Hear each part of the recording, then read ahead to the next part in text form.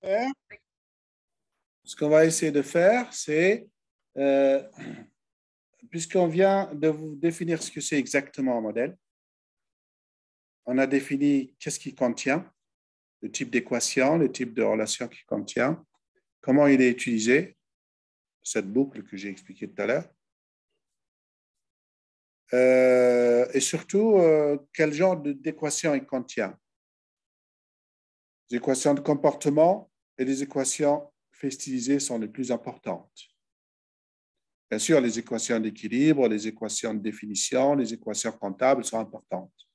Mais les plus importantes, c'est les comportements et les faits stylisés. Les comportements, les faits de comportement ou les équations de comportement, c'est celles qui expliquent, c'est celles qui viennent de la tête du théoricien, la théorie économique. Par exemple, un modèle keynésien, il va s'inspirer pour expliquer le comportement des consommateurs, des producteurs et des investisseurs du livre de Keynes. Comment se comportent les ménages et les entreprises dans le modèle néoclassique? On va le trouver dans les théories néoclassiques. Par contre, les faits stylisés sont à peu près comme ils sont stylisés et observés, donc presque tout le monde les prend tels quels. D'accord? Voilà, ça c'est point de départ important. Deuxième idée, enfin, on va rentrer, il y a plus de, on ne parle plus de modèles maintenant. On parle maintenant de presque tous les modèles. On va dire, allez, tous les modèles à votre niveau. Tous les modèles partent d'un point de départ qui est un point de départ qui va être difficile pour vous à assimiler, à imaginer. C'est de distinguer dans l'économie deux mondes. Deux mondes. Ils appellent ça deux sphères de l'économie. C'est comme s'il y a la sphère des vivants, la sphère des morts, la sphère des zombies et la sphère des... Hein? C'est comme s'il y avait deux mondes différents dans l'économie. Un monde, tenez-vous bien, qu'on appelle réel, et l'autre monde, c'est un monde, comment? D'après vous? Ben non, je voulais vous piéger exprès pour que vous en rappeliez plus tard. Les économistes considèrent qu'il y a un monde, ils rigolent. C'était l'objectif. On retient plus facilement les choses par anecdote, n'est-ce pas? Donc, voilà l'anecdote. Les économistes considèrent qu'il y a deux mondes dans la vie économique. Un monde réel et un monde monétaire. C'est choquant, non?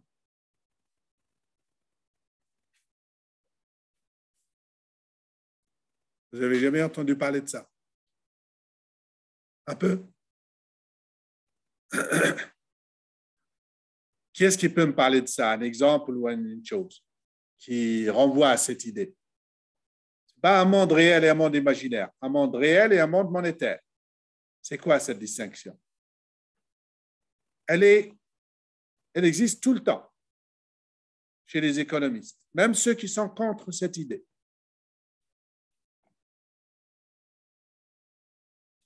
Quelqu'un a déjà vu cette distinction au lycée ou ailleurs? Vas-y, Froment.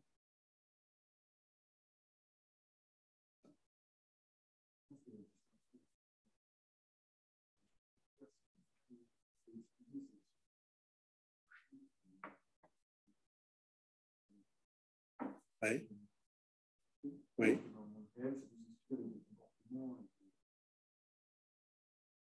C'est pas trop loin, mais une idée très simple pour vous éclairer cette notion.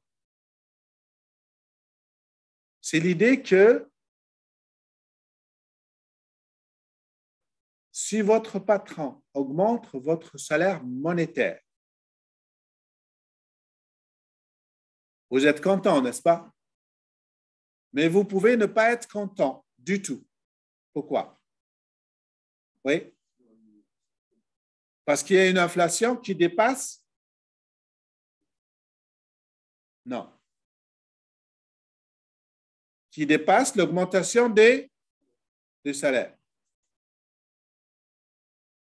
Si votre patron augmente votre salaire de 10% et qu'en même temps, les prix ou l'inflation augmentent de 20%, qu'est-ce que vous dites? Il ne m'a pas augmenté assez. Et donc, j'ai perdu du... Voilà. L'augmentation du salaire est nominale, est une augmentation monétaire. Mais le pouvoir d'achat, il est mesuré en termes réels. Vous voyez le lien entre monétaire et réel. Le monétaire, c'est ce qui est mesuré sans regarder les prix. Et le réel, c'est ce qui est mesuré en tenant compte de l'évolution des prix. C'est que ça. D'accord? Donc, à cause de cette possible confusion entre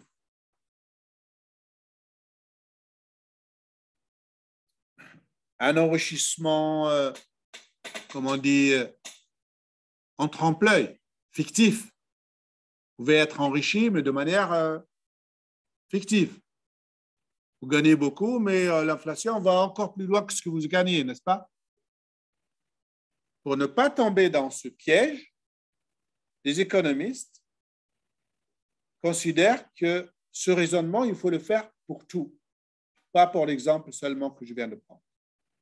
Pour tout. Qu'est-ce que ça veut dire? Ça veut dire qu'il faut en tout raisonner de deux façons différentes, en termes réels d'abord. Pour eux, c'est le plus important. Et ensuite, donner la version monétaire de ce qui arrive à l'économie, du changement. Le raisonnement réel vous dit qu'il ne faut pas raisonner en termes de prix nominaux. Il ne faut pas raisonner en termes de prix nominaux. C'est quoi les prix nominaux? Alors, je vais utiliser les termes qui vont être tout le temps confondus. Nominal. Prix nominal. En valeur. Ça veut dire valeur monétaire.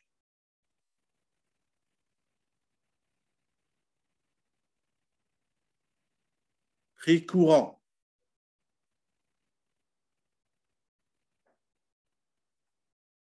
Tout ça, c'est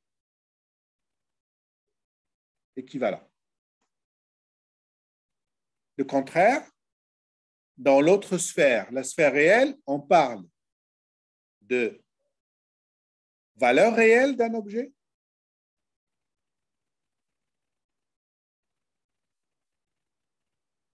On parle aussi de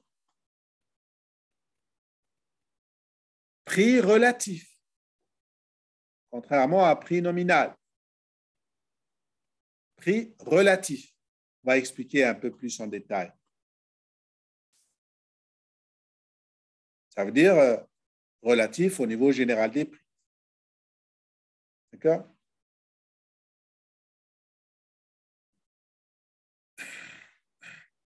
Donc, vous avez compris la distinction entre les deux. Par exemple, dans ce que j'ai pris comme la variable qu'on a souligné enfin dans les derniers cours, le PIB. Le PIB ou le RNB ou le RNDB, n'est-ce pas? Tous ces agrégats, ils sont mesurés de deux façons différentes, en termes tels qu'ils viennent de l'INSEE, en euros, n'est-ce pas? en euros de la même année. On dit qu'ils sont nominaux ou qui sont au prix de l'année en cours, l'année en question. N'est-ce pas? Et on leur calcule l'équivalent en écartant l'effet prix, en écartant l'augmentation de l'inflation. Et on parle dans ce cas-là de PIB réel. Il n'est pas vraiment réel. Mais comme s'il n'y avait pas d'augmentation de prix. Je vais vous expliquer. On verra plus tard pourquoi le mot réel n'est pas, dans ce cas-là, pertinent. Donc, ça, c'est la première observation. Toujours dans la même idée, j'ai dit tous les économistes, puisqu'on cherche à faire de la théorie, n'est-ce pas? On raisonne, on réfléchit sur comment les gens se comportent, produisent, achètent, vendent, investissent, etc. Ils font des comparaisons, ils font des choix, ils font des arbitrages. Pour la grande majorité des économistes, ce raisonnement se fait en termes réels, dans une sphère réelle, dans laquelle on a écarté les effets prix. Et comme dans cette logique, les prix sont le résultat d'une confrontation sur le marché d'offres et de demandes en monnaie. Avec de l'argent, sonnant et trébuchant. Donc, et là, je vais plus parler de toutes les écoles, mais on va parler d'une école, celle qui nous concerne, l'école néoclassique.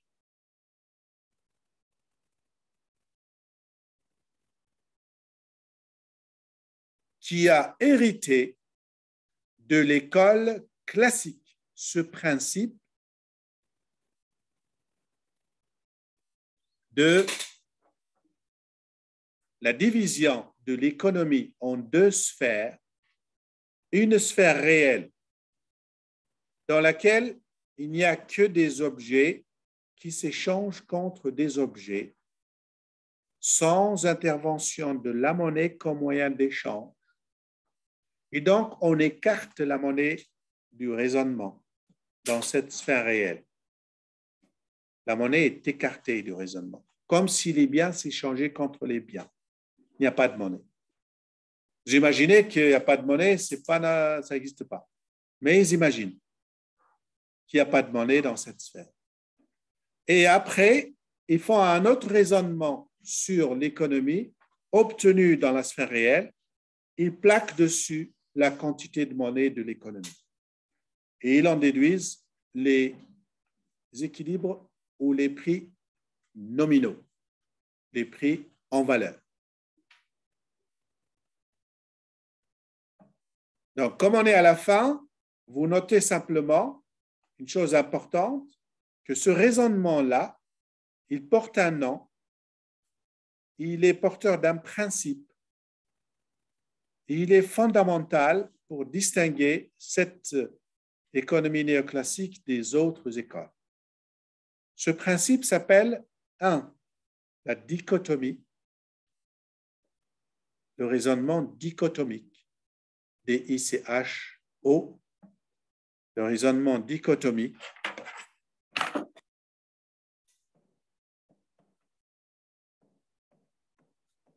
Dit pour dire deux.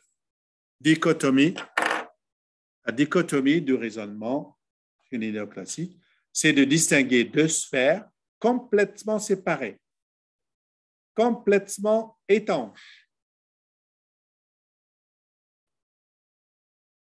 Et que dans la première sphère, il n'y a pas de monnaie du tout. La sphère réelle, il n'y a pas de monnaie. On raisonne comme s'il n'y avait pas de monnaie, comme si les biens s'échangeaient contre les biens. Et quand les biens s'échangent contre les biens, on n'a pas des prix nominaux. On a juste combien coûte une table par rapport à une chaise. Une table, c'est 4 fois ou 6 fois une chaise. Ben, on aura un prix relatif table-chaise. Combien vaut ça, la voiture, par rapport à la maison? Une voiture vaut 100 fois une maison, par exemple.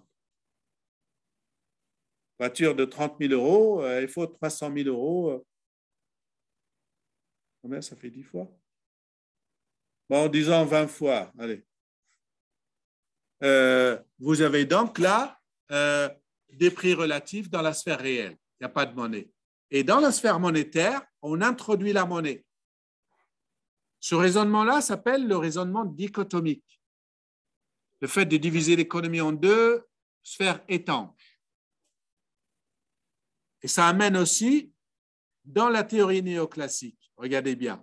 Dans la théorie néoclassique, ça nous donne une économie dans laquelle la monnaie est neutre. Notez bien, la neutralité de la monnaie, c'est un principe néoclassique. La neutralité de la monnaie est un principe des néoclassiques qui dit que